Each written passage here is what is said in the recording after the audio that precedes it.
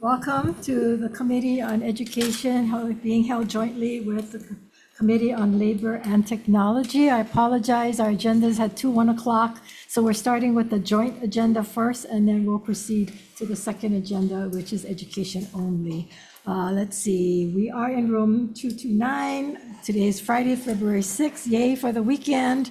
But in the unlikely event that we must end abruptly this hearing due to technical difficulties, the committee will reconvene to discuss any outstanding business on Monday, February 9th, 1 p.m. in this conference room 229, and a public notice will be posted on the Hawaii State Legislature's website. And this meeting is being streamed live on YouTube. In light of the time and the amount of measures that we want to cover before the committee, your testimony will be limited to 1 minute. We will be asking questions, and so that discussion could go on beyond that. There are, let's see, how many items? We have 4 items on the joint agenda and then 2 others on the education only agenda. So with that, I want to welcome our chair of the Labor and Technology Committee, Senator Elefante. And we want to start off with Senate Bill 3179.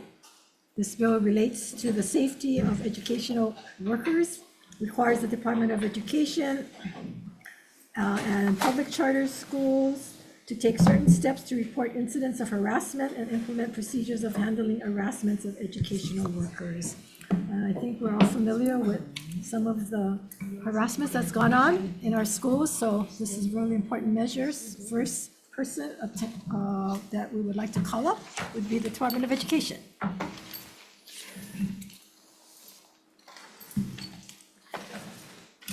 Chair, Vice Chair, members of the committee, Shanta Juma, Assistant Superintendent for the Office of Campus Operation and Support, testifying on behalf of the Department of Education. The department stands on its written testimony in support of this measure. Thank you. Okay, thank you very much. Let's see, the Attorney General's Office.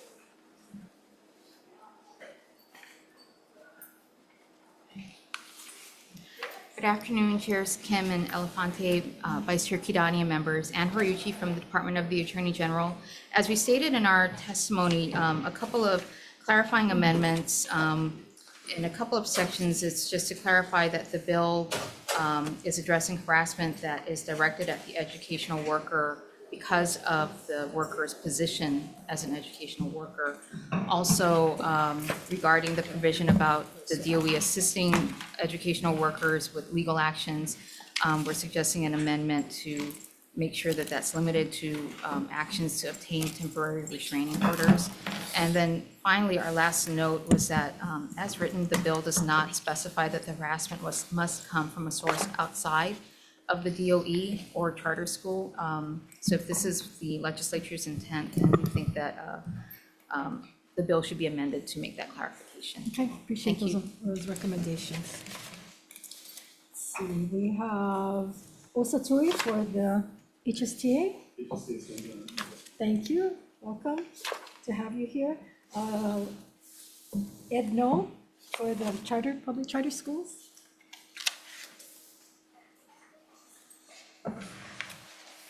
Aloha, Chair Mercado Kim and Elefante, and members of the committee, PJ4 on behalf of Dr. No and the Charter Commission. We stand on our submitted testimony in support of SB 3179. Okay, thank you so much.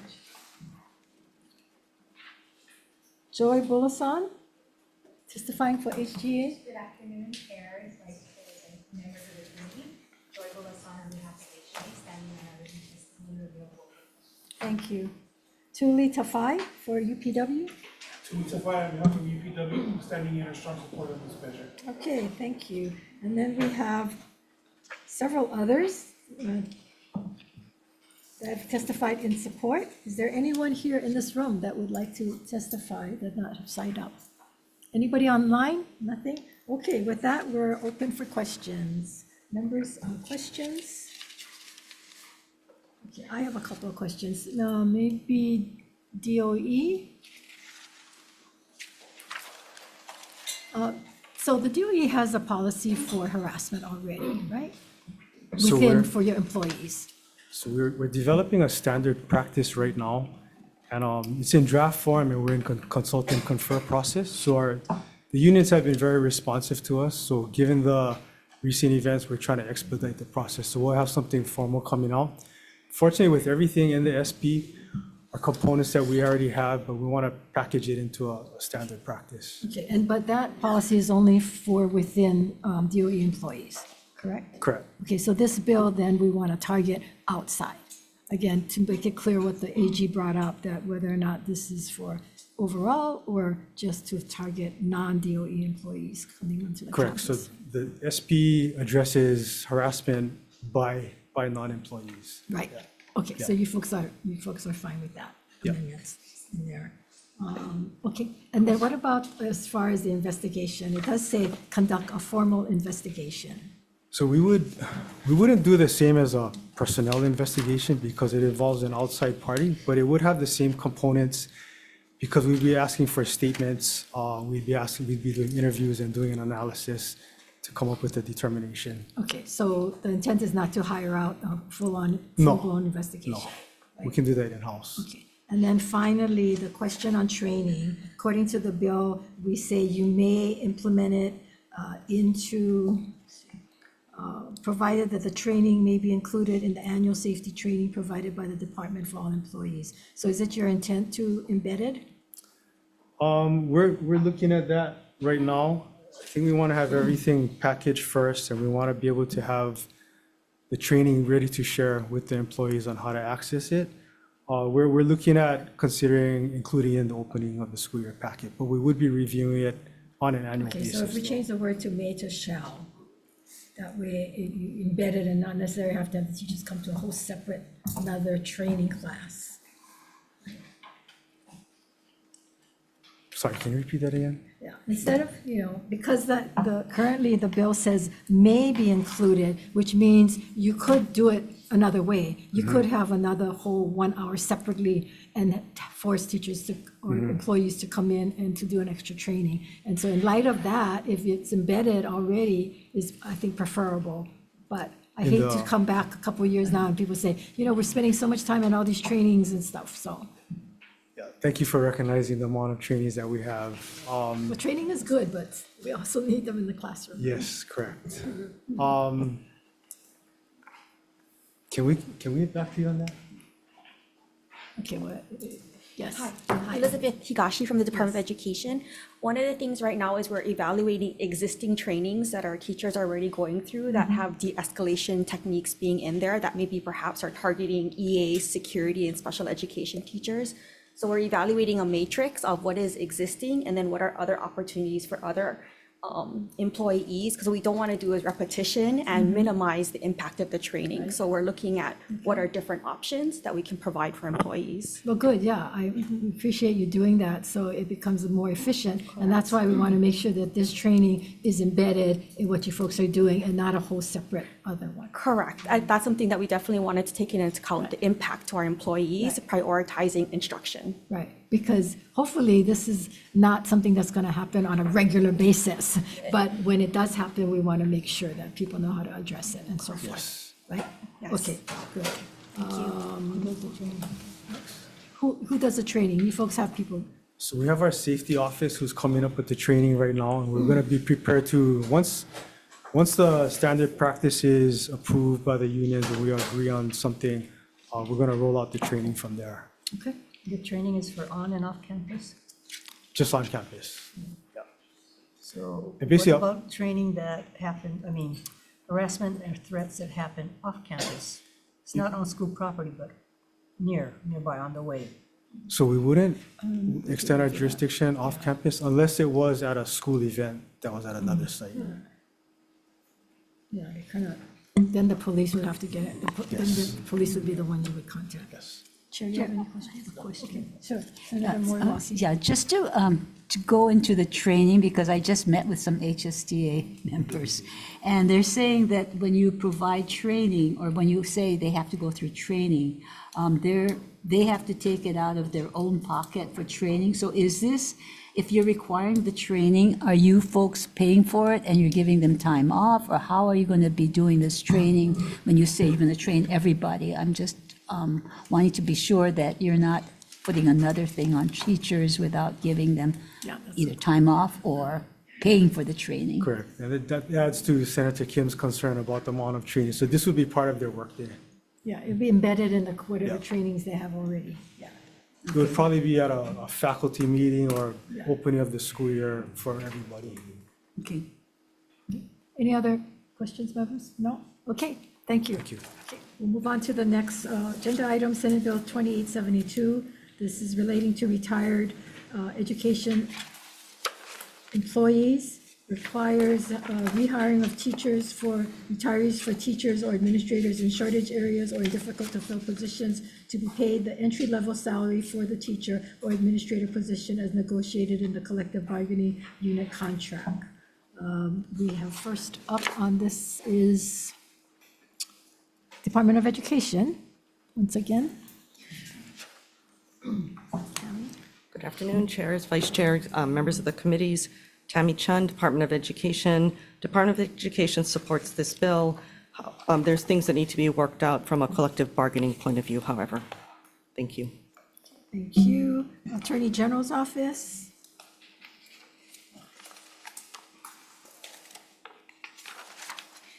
Good afternoon, chairs, vice chairs, and members of the committee. Jenny Nakamoto, Deputy Attorney General. We did submit comments on this bill, specifically asking to include perspective on pages 3 and 4 to add in after retiring teachers hired after June 30th, 2026.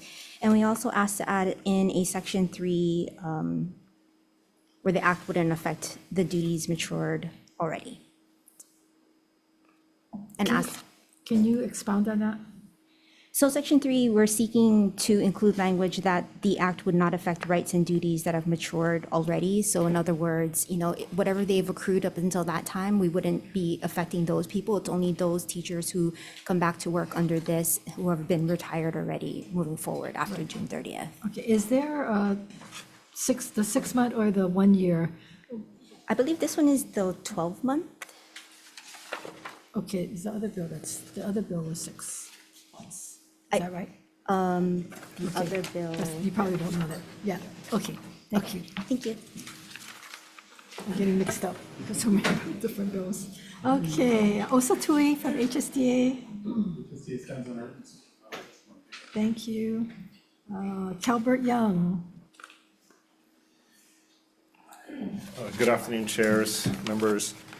So the Board of Trustees for the Employee Retirement System has not reviewed or taken an official position on this bill, but administration has submitted testimony just offering comments. And those comments summarized are that there are a number of components already in the proposed bill. So as the bill continues to progress, it would be good for the legislature to keep focus on those because they are related to the overall sustainability of the pension system itself. So what in particular is we should be focusing on? So this bill, as you mentioned with the last testifier, this bill sets a 12-month limit break service versus the previous or the other bill, which was 6 months. So our recommendation on the previous bill was that it should be 12 months because there is already in the existing statutes this provision for other applications, it's 12 months. And the 12 months is important because the IRS code requires that there be a bona fide break in service in order to not jeopardize the tax exempt status of the pension system. So that's why the recommendation is this bill has 12 months. So keep an eye on, that is a good mark because it's already consistent in statute. Okay. The other thing is that the way these positions get determined or classified of which positions are applicable for this return to work, the way it is written, it's good because it's spelled out, and it also involves the human resources directors of all the employer jurisdictions. So in this case, the DOE, the state DHERD, that is important to, again, maintain consistency across the application for all positions within government employee. In this case, Department of Education. Okay, Yeah. thank you. Egno, charter schools.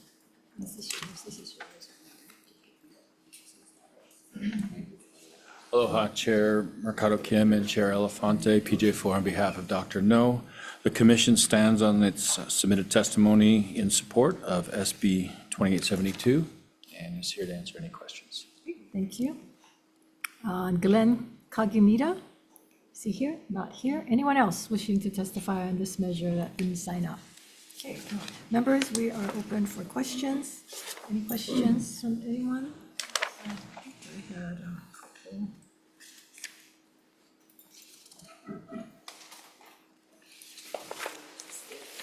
Do we have a time limit on this measure?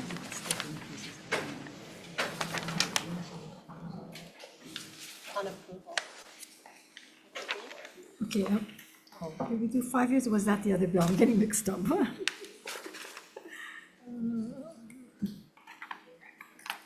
Okay, we can look at that. Other than that, I don't believe I have any questions. Members, do you have any questions? I think this bill is very important, along with the next bill that we will take up, because it certainly helps to fill the pipeline.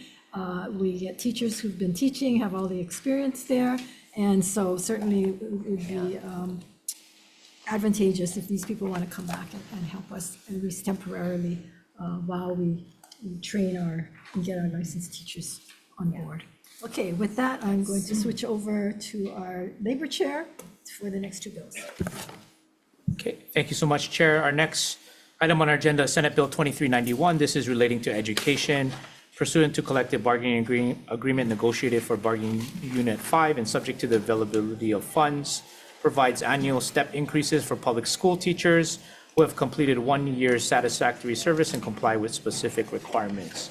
First up on our list is J.N. Musto, Office of the Collective Bargaining Chief Negotiator in opposition. IT is Mr. Musto on Zoom. Not on Zoom, Chair. Okay, thank you. From the Attorney General's office, Amanda Dolan or Jeffrey Kent. Aloha, welcome. Well, good afternoon, chairs. I'm Jeff Kent, I'm Deputy Attorney General. We have comments on this bill. Basically, while the intent on this is good, it conflicts with the collective bargaining process and Chapter 89. We did provide some language to allow for this if you did want to proceed with it. And then we also have some very tiny technical amendments, don't really affect the subject at all. Okay, thank you, Deputy Attorney General Kent. We also have in person from the DOE Superintendent Hayashi, our representative. Good afternoon, Tammy Chun, Deputy Superintendent. The Department of Education provides comments on this matter. We appreciate the support in improving our ability to attract and retain teachers. The comments that we have are, there's details in the testimony, but I just wanted to summarize to say that Bargaining Unit 5 includes more than people who are teachers. It includes counselors, librarians, and other job titles. So we just wanted to clarify that. And the other is we would like for consideration for the step increase to extend to the other bargaining units in the Department of Education as well. Some of the other ones also have shortages.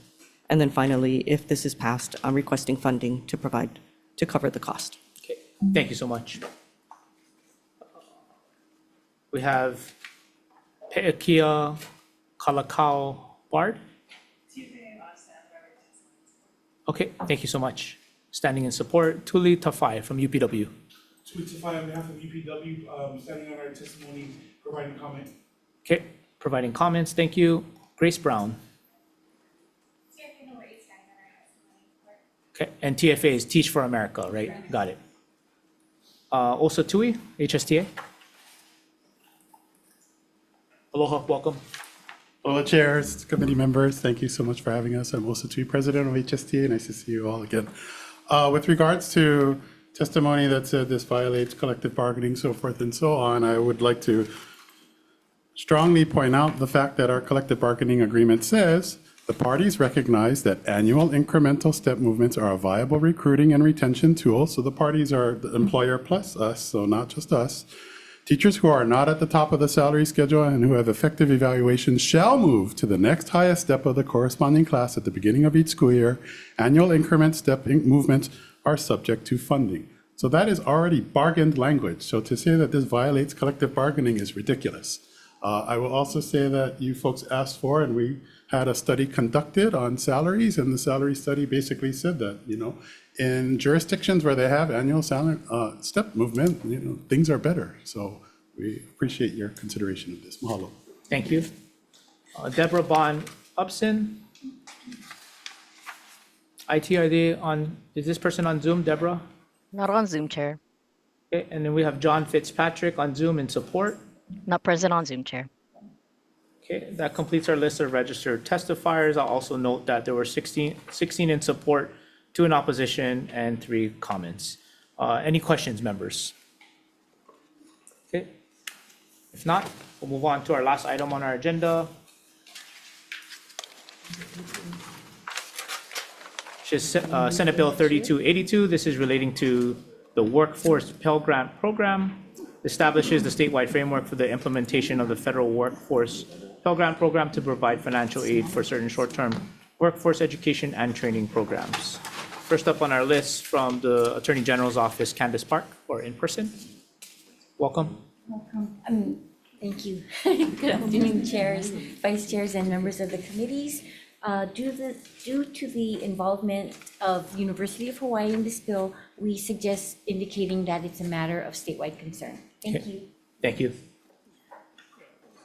Deborah Halbert from University of Hawaii.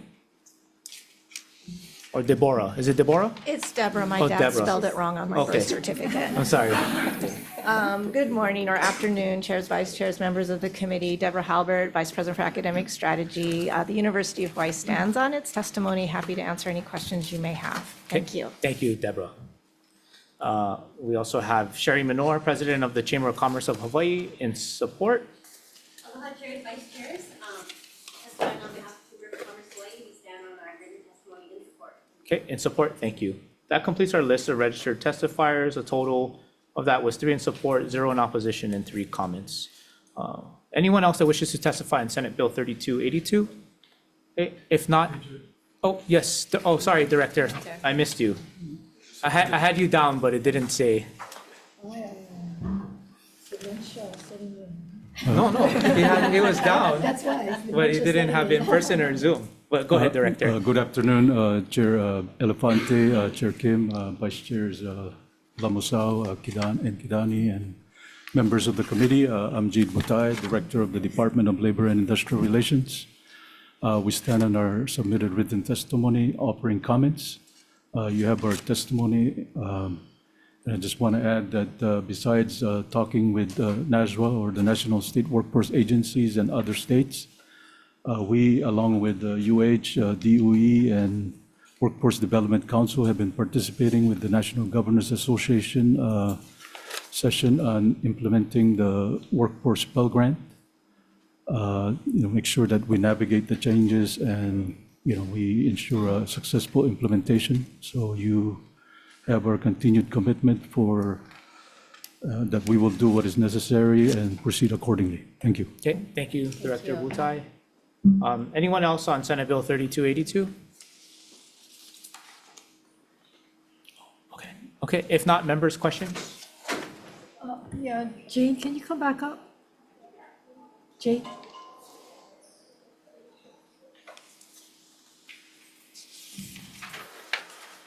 Who exactly is the point person at the administration that is bird dogging this to make sure that we can comply with the new regulations? I've been to conferences on the mainland, and this is a big concern as to how the changes that are going to be occurring, and that the jurisdiction, according to the feds, is rests with the governor's office. So, yeah. Yeah, so it's been WDC who's been coordinating the meeting. They've been. Who has been? WDC, Workforce Development Council. Okay. And the person there? Bennett Misalucha. And where do you see the timeline on this from the feds? Well, we're waiting for the guidance from DOE. They're creating the rules, and, they're working with the DOL. They're providing the technical and the support. I mean, they've been saying soon, but, what? When you say DOE, you're talking about? US DOE. The US DOE. US Department of Education. Yeah, I was told it would be early summer, maybe? Well, I think it should be sooner because by July 1st, it's supposed to, this is supposed to. Supposed to be, right? Yeah. So doesn't give us a whole lot of time. Will this affect all the Pell Grants or just the workforce portion? Just the workforce portion. I mean, I know when on the one big beautiful bill, they tried to put all the Wagner Pfizer into one. They call it Make America Skilled Again. So, I mean, the way this administration, I mean, they've not just delayed the distribution and funding, but they've also, shifted some policies. Okay, so do you feel that this bill can proceed prior to them? I don't think you would need a statute to do what we're doing now. I think you just, because plus, I mean, there's still some, I think there's still a lot of uncertainty until we get the rule. I don't think we should, finalize it. Okay. So are you saying that you have the adequate staffing and funding to go ahead with this? I mean, depending on which entity is going to be doing the, like in terms of the grant making. I mean, I know we've already, I mean, our own workforce development division, they have the expertise on, getting processing federal grants, so they understand the compliance requirements, the audits. So have you guys discussed it as to whether or not there are appropriate staffing and funding to proceed? I think, like I said, I don't think we should overhaul the system, because until we know what's coming down, I mean, we shouldn't overhaul the system. But I think we should be meeting and making sure that we're prepared. Director Butai, under rulemaking authority, so in the bill, it has the Workforce Development Council. Do you think that's the appropriate entity, or should it be DLIR in general? I mean, the way that the WDC is designed, it's an advisory. It's not a. So they don't do the rulemaking now?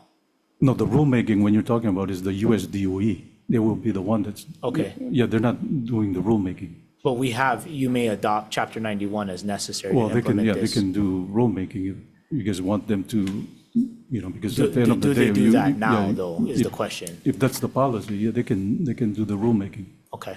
Or would you prefer that to be under DLIR? Because DLIR can do rulemaking itself. Yeah, we do. Okay, thank you. Is that preference? I have a. Oh, yeah. Go ahead, Senator So Mawaki. Director, as I look at the Workforce Development Council, it is advisory from the governor's office, or the governor. And that I look at the members of this group for the Pell Grant, and it's a Pell Grant program. It looks like it goes across the board with various organizations, including the university and DOE. And so it seems to be a purview of all of the various agencies in order to really execute on projects. So I'm just wondering whether this Workforce Development Council, as I understand it, does have members from across the board. So, in terms of this bill, it seems to allow for that and be able to be much more expansive in terms of programming. So I'm not sure whether within Department of Labor and the Workforce Development Division that it really does provide that kind of extensive review by various agencies across the state. So how would it be different if it were under WDD instead of WDC, Workforce Development Division in Labor Department versus Workforce Development Council across the board from the university to the Department of Education to other organizations, the private sector as well? Well, I was just talking about, the consultation, can be done by the WDC, but in terms of the administering, I think that's what I'm trying to point out, that because you gotta have, the Pell Grant, I mean, it's not I don't think you learn it overnight on how to administer, because you could jeopardize, you could get audit findings or even lose federal funds if you're not in compliance. But it very well might be that funding can go to various agencies, not necessarily through Department of Labor. So it can be a collaborative among members of the Workforce Development Council, could it not? Yeah, absolutely. Thank you. Thank you, Chair. Chair Kim, you had a question? Would you be okay, Director, if we put the rulemaking authority under DLIR? That's fine. Okay. Thank you. Members, any further questions? Okay, if not, do you want to recess or roll into DM? Yeah, I'm ready. Okay, we're gonna go into decision-making. Okay, members, going back to Senate Bill 3179, this is relating to the safety of educational workers. In light the fact that DOE is working on a policy for their harassment within the employees of the DOE, the recommendations would be that this measure would apply to anyone non-DOE, outside of the DOE family. Also, a recommendation is to amend on page 5, the word may be embedded into training on the training issue, shall be, and that we, on the question with the Attorney General, that any legal actions, the support would be with the TRO process only. And there were a couple other Attorney General amendments that I also would like to adopt, adding the words because of the educational workers position as education. Yes, was there anything else? I think that carries in any other technical amendments that may be necessary. Any questions, members, any discussion? Hearing none, the recommendation then would be to amend to an SD1. For the vote, Senator Kidani, chair votes aye. For Senate Bill 3179. Correct. To pass with amendments. Chair votes aye. Chair votes aye. Vice Chair votes aye. Senator Fukunaga. Excused. Senator Hashimoto. Aye. Senator Decord. Aye. Motion is adopted, Madam Chair. Thank you. Okay. For the Committee on Labor and Technology, same recommendation as EDU to pass with amendments. Any discussion? If not, Vice Chair Lamasao for the vote, chair votes aye. Members voting on SB 3179, recommendation of the chair is to pass with amendments. Chair votes aye, Vice Chair also votes aye. Senator Ihara, excuse. Senator Moriwaki. Present. Aye. And Senator Favela is also excused. Chair, your recommendation is adopted. Thank you. Okay, and the next bill is Senate Bill 2872. This is relating to the retired education employees. Members, this law, actually, this bill amends the current education law. And what I would like to recommend is we delete the words that it only applies to only hard to fill, and addresses the teacher shortage. I think this should apply to everybody. It should apply to all of the schools. Charter schools and whether they're hard to fill or not, which then addresses some of the issues, I think, in the pilot project. That is a bill we're going to hear later. So, let's see. So removing that and I think that clarifies that. Did I miss anything? And any AG recommendations that we can go over and any technical amendments if there needs be. So with that, any discussion, members? Hearing none, Chair votes aye on Senate Bill 3179 with amendments. Oops. Is this 3179? I'm sorry. 2872? 2872. That was the one Senate just Bill before. 2872 with amendments. Chair votes aye. Vice Chair votes aye. Senator Fukunaga. Excused. Senator Hashimoto. Aye. Senator Decord. Aye. Measures adopted, Madam Chair. Thank you. For the Committee on Labor and Technology, same recommendation on Senate Bill 2872 to pass with amendments. Any further discussion? If not, Vice Chair Lamasao for the vote, chair votes aye. Members voting on 2872, recommendation of the chair is to pass with amendments. Now noting all members present from Labor Committee and Technology. Anyone voting with reservations or no? Hearing none, chair, your recommendation is adopted. Thank you so much. Our next item on agenda is Senate Bill 2398. This is relating to education. Chair is going to recommend that we pass with amendments. We're going to adopt the AG's proposed amendments in their testimony. We're also going to change the effective date to January 1st, 2077. Any further discussion? What bill number is that? We are on 2391. 91. Yep. Any discussion, members? Okay, if not, Vice Chair Lamasao for the vote. Chair votes aye. All right, members voting on SB 2391, recommendation of the chair is to pass with amendments. Noting all members present, anyone voting with reservations or no, hearing none, all members vote aye. Chair, your recommendation is adopted. Same recommendation for Committee on Education, pass with amendments. For Senate Bill 2391, Chair votes aye, Vice Chair votes aye, Senator Fukunaga, excuse, Senator Hashimoto, Senator Decord. Aye. Measure is adopted, Madam Chair. Thank you. And then our last item on our agenda is Senate Bill 3282. This is relating to Workforce Pell Grant Program. Chair's going to recommend that we pass with amendments. We're going to adopt the AG's amendment in their testimony to include a statement that, quote, "This bill is a law of statewide concern," end quote. And then we're also going to adopt the Office of Information Practices, OIP, amendment in their testimony under subsection D. Information produced pursuant to this section and designated as confidential shall be protected from public disclosure to the extent authorized by Chapter 92F. We're also going to do technical amendments and then also hearing from the testimony from DLIR Director on page 12, starting with line 3. The rulemaking authority will be to the Department of Labor and Industrial Relations. And then we're also going to change the effective date to January 1st, 2077. And if I didn't say that previously, we're also going to make tech amendments. Okay, any further discussion, members?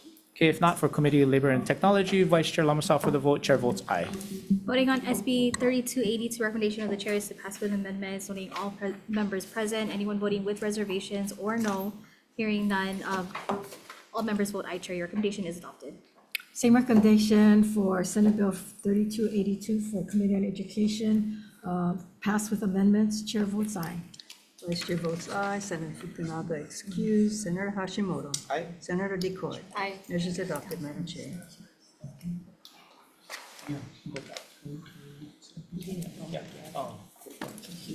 Hang on. If we can go back to, I'm sorry, members, Yeah, decision on 2391. to reconsider our previous decision on Senate Bill 2391 relating to education. I know we just voted on that, but Chair Kim also wants Yeah, to, we had amendment that, I'm sorry, it slipped my mind, to include charter schools into the steps as well.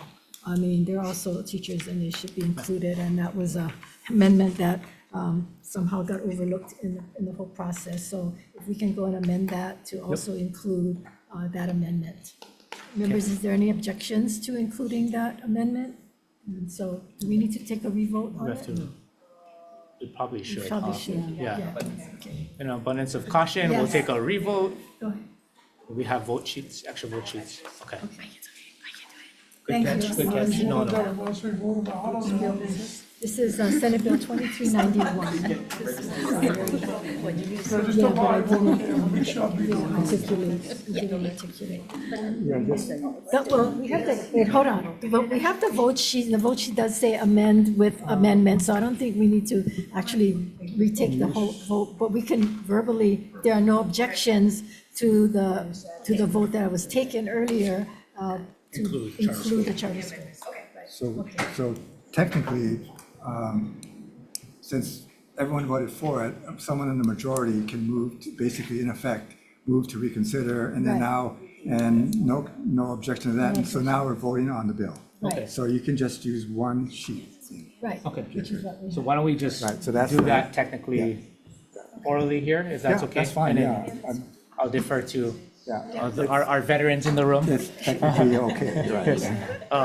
So, members, what we're gonna do is we're gonna reconsider the committee's previous action on Senate Bill 2391 relating to education. And that was, we were going to report it out with amendments.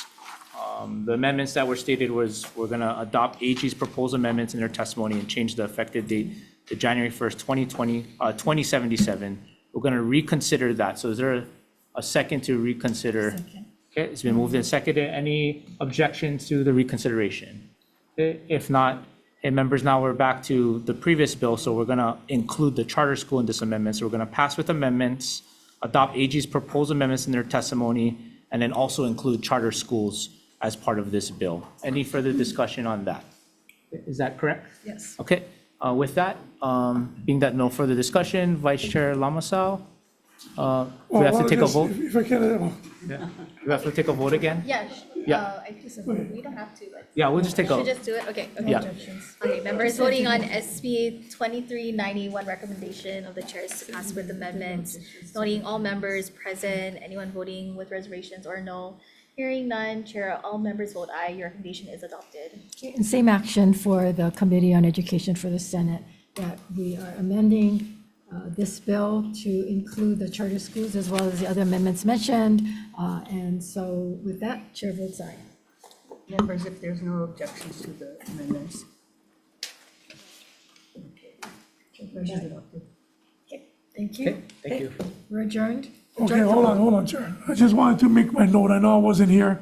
My support for the relating to safety education workers, Bill Senator, you're too late. 3179. Thank you. Thank you. Thank you anyway. Appreciate it. We appreciate that. Thank you. We are adjourned. Okay.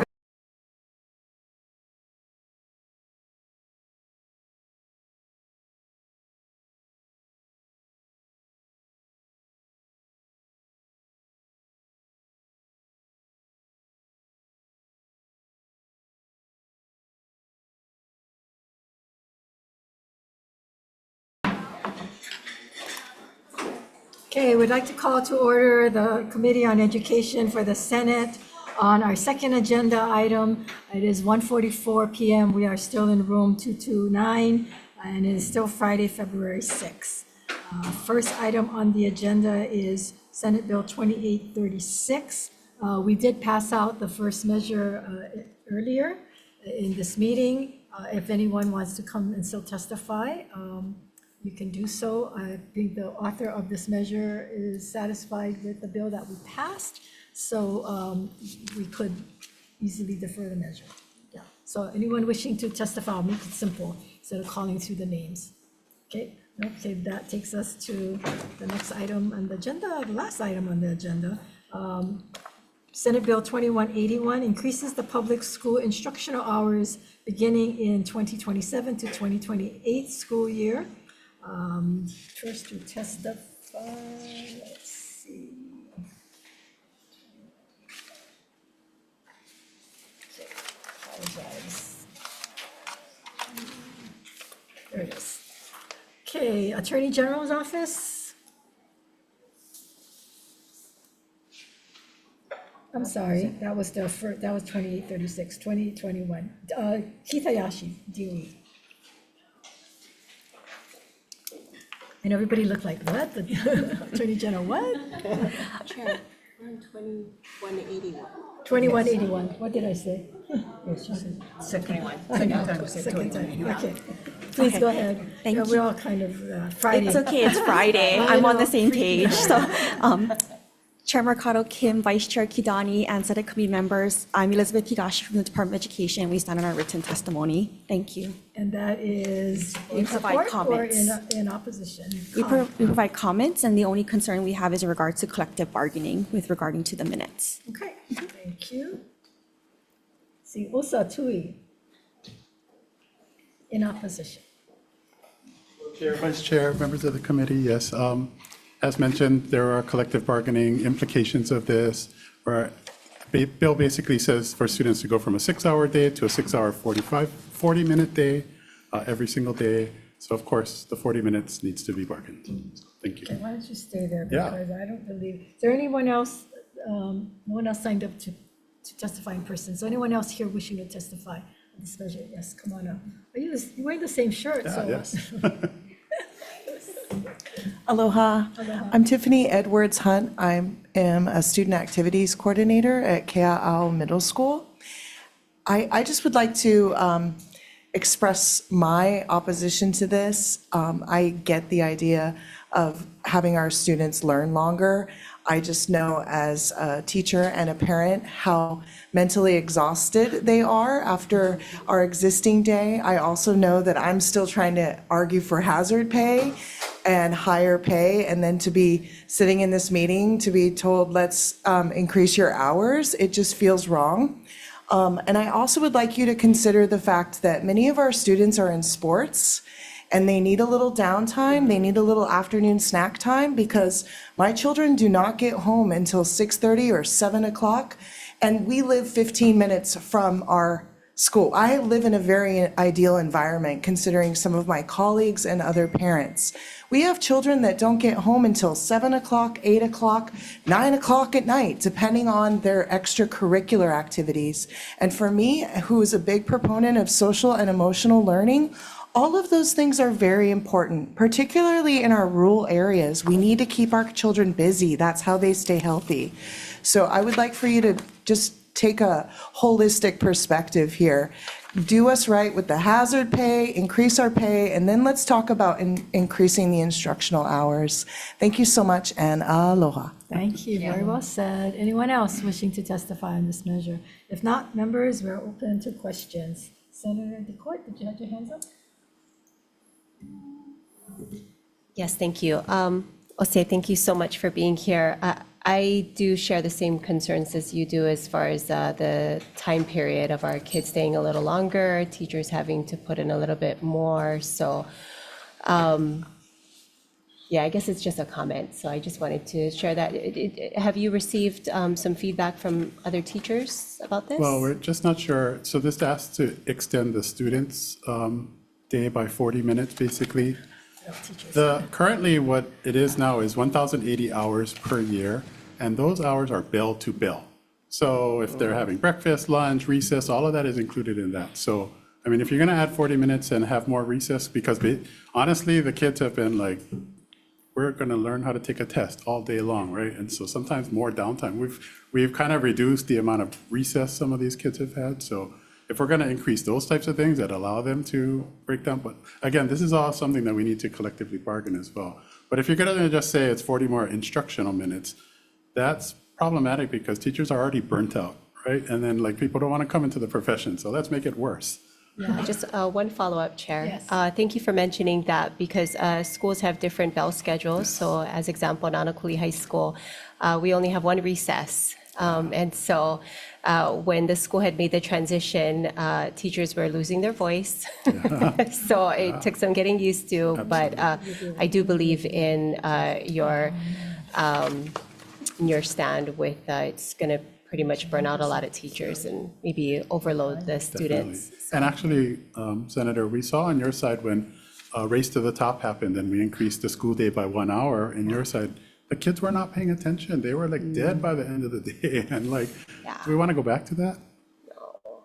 Thank you. Thank you so much. Thank you, Chair. Absolutely. Please note that, I'm not the one on this table introduced this measure, so just. We're aware. We're definitely aware. But, we are equal opportunity committee, and we try to hear all the absolutely. members' bills and take that into consideration. But, thank you for your testimony. Thank you for your time. Anybody else wanting to testify or any other questions, members? Hearing none, I'm going to go into decision-making when you're okay.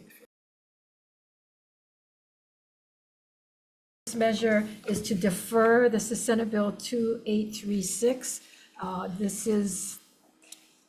We've already passed the bill, the first bill, which is more encompassing and takes into consideration the pilot project, which we should be pilot. It should be a permanent, hopefully permanent position.